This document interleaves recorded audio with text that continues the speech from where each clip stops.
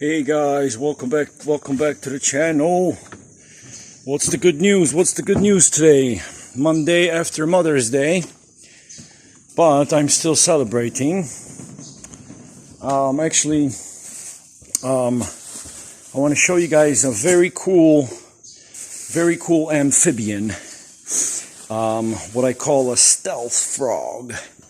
And this stealthy little bugger. Excuse me, we're going to get some tea. Some English Earl Grey. Fused in with a little bit of cinnamon tea. And let's go take a look at our stealth frog. And hang out on the bridge here for a minute. I'm taking a break from that today. Clearing out the front 40 today. Sorry, the south 40. I rescued all my flowers, if you guys can see there. I rescued my flowers. They were just right there in the grass, kind of enjoying the outdoors. I gotta position them somewhere nice and tidy. But yeah, I'm taking a break from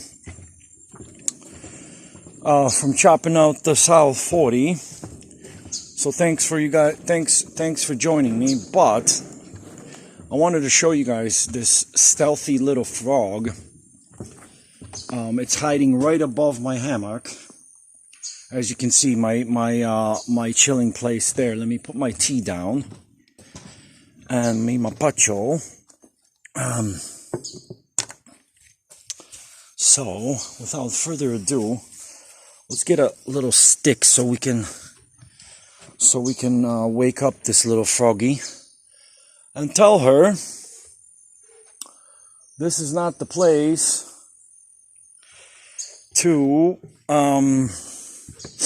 take a nap during the day, because my cat is prowling around. Let me just get a stick here. Get a nice little stick. And I want to show you guys how stealthy this frog really is. If you guys can see there. See how it blends in with the wood? And it'll just sleep there like that all day until it comes nighttime. And then it's in my ear. There you go. There's a good view. Let's see what it does. See, look at this massive stealthy frog.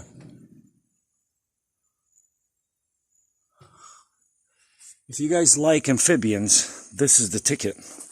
This is the it's a variety of the KAMBO frog, and I don't know if you guys know about the KAMBO, which is the frog venom medicine that's injected into your bloodstream, and it's supposed to purge like all, any diseases known to mankind, or if you have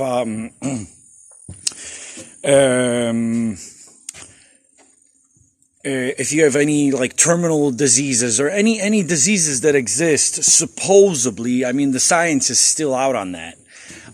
Supposedly there are people that claim that this is a cure-all for like everything. I mean, I've never done it, but a couple of my neighbors here are shamans who do it. So if any of you guys were interested, hit me up on DM.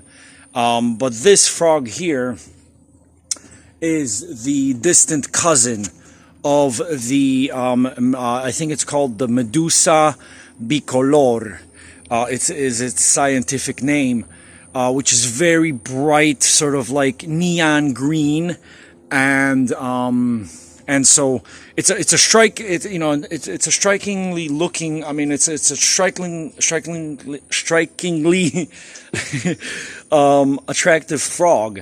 But definitely, like, by the body shape and type, you can see that this one is its distant cousin. And look at those big brown eyes on this thing. I don't know if I can zoom in that close.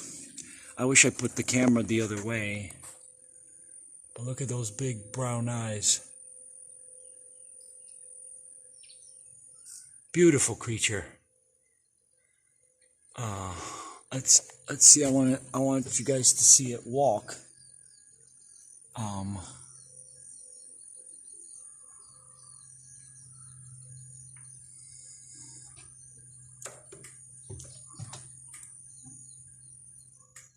There you go.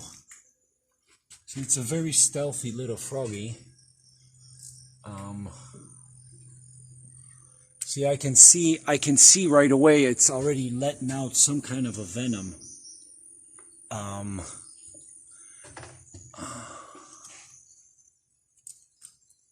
Alright, see? If you take it on a stick like this, it'll just sit there.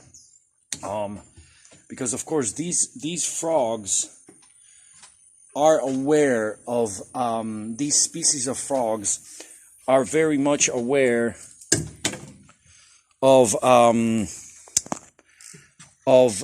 venom that they possess, and so very rarely. See, they're not very fast walkers or jumpers. There you go. It's gone in the grass. Let's see if we can fetch it. Oh, it's gone. Oh. Well, anyways, that's that might be the extent of the fun today.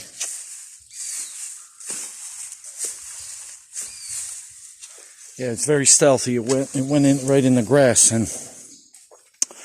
and a better place for it over there in the nature. I don't want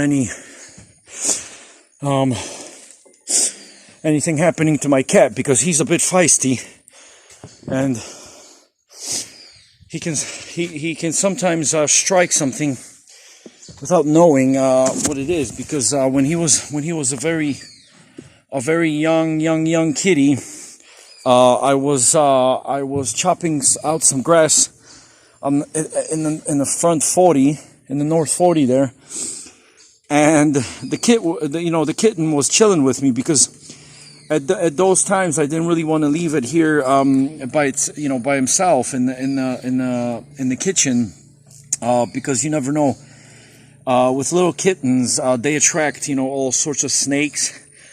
There's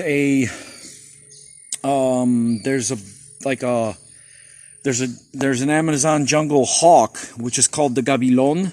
Around here they call it the gabilon, which is a striking big hawk. I mean, it's probably the wingspan is probably about 4, like an adult will be anywhere from like 4 to 6 feet wingspan. So they can get a bit big, and when they see like little puppies around or little kittens, there's wild rabbits here. There's like wild bunnies and stuff, and so they'll just swoop them right off the ground, So I was kind of worried about the kitty, leaving it alone and everything over here. So when I went down to the North 40, I always brought him with, and as I was sort of like as I was manicuring the lawn, he just kind of played off to the side, and basically as I was manicuring the lawn, there were frogs. They were like big bullfrogs. They call them the wallow frog. There were frogs, they were hiding in a long grass, and as I was sort of like clearing, they'd kind of run away, and the kitty didn't know what it was, and so he kind of started playing with it with the paw, and I thought it was amusing, but after a while I saw it tried to bite into the back of this frog. And as soon as his canines made contact with the back of the skin of the frog, I noticed like a white foam just starting to form all around his mouth, and you could see he was in distress, So when I saw him in pain like that, I was like, what the hell? So I picked him up real quick, brought him back here to the kitchen, washed his mouth out. Washed his mouth out, and then there's a tea here that they make from this tree called uña de gato, which is the cat's claw. In essence, it translates to the cat's claw in English. But I think you can find it in supermarkets in America now, or like health food stores. I think you can find uña de gato, which is the cat's claw tea. I think you can find it pretty easily nowadays anywhere in North America. So if you're up in Canada or the States, I think you can just go into like a herbal store and stuff like that, and ask for cat's claw. And this thing is sort of it acts as an antiseptic in a way. So I had some brood already from a few days before, and so I washed his mouth out with it, and the kitty was all right, But that's what he does. Like I seen him kill all sorts of lizards and stuff, and every lizard he kills, it's like I check it out, and it's sort of a different species and stuff. And definitely these frogs, they have a venom. They have a venom that where they don't really like that one, like this species that we just saw. It kind of tried to get away, So like as I was trying to lift it with the stick, and I had it on the stick, it was climbing for a while, but it jumped off. But if you had the Medusa bicolor, the really, as I was saying, the really bright one, the one that where they extract the venom, that frog will rarely run away. I mean, you can sit with it on your, you can have it on your body. Some people come up here and they put just sit them on their shoulders and stuff, and they just sit there, meditate with them, and basically. You can, that frog knows the venom it has. So it's sort of, it's sort of like, it can, I mean, if you were to strike it, it'll start to release that venom right away. So if it gets into your bloodstream, your body goes into like if you don't remove it after within like a minute or two, if you don't suck out the venom or wash it out with something like antiseptic, your body will just overheat, because it just starts the body and the heat in your body just starts rising, up to 42, 43. I mean, I've seen people when they do it, they keep the venom in for like 2-3 minutes, up to 4 minutes even. I've seen a girl, put it in and just sort of keep it there for like 4 minutes. It wasn't a heavy dose, but she kept it for like 4 minutes, and your body just goes into a sweat, and from what I read and from people who I talked to here, the fellas who practice it.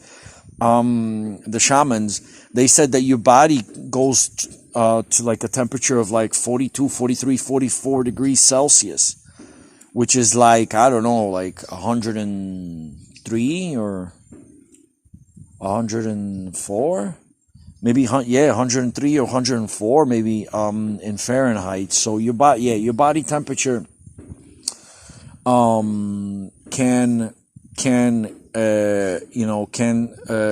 cause your body to overheat, and then you just die. If you don't, I guess the statistic is that if you don't remove it within like 7 to 12 minutes, depending on the weight of your body and stuff, I hear that it will kill you. You know. So yeah, I noticed that it was running away. So you know, when they do run away like that, that means that one wasn't probably wasn't that venomous, you know. But they're still quite stealthy, because I must have walked by it like 5 times this morning, and it was just sitting there, sort of like camouflaged into the color of the wood.